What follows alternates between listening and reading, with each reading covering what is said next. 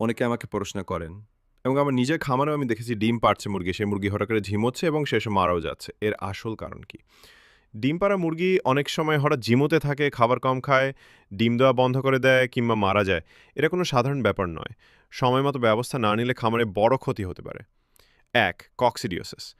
এই রোগে মুরগির শরীর দুর্বল হয়ে যায়, রক্ত মিশ্রিত পায়খানা হয়, ঝিম ধরে থাকে এবং চিকিৎসা না পেলে মৃত্যু হতে পারে। ২.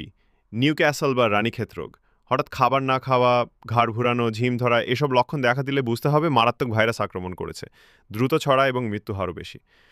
হাঁ করে নিঃশ্বাস নেওয়া, সবুজ চুনা পায়খানা। ৩. হিট স্ট্রেস, গরমের চাপ। গরমকালে মুরগি হাঁপাতে থাকে, পানি বেশি খায়, খাবার কম খায়। যদি পরিবেশ নিয়ন্ত্রণে না থাকে তবে মৃত্যু পর্যন্ত হতে পারে। ৪.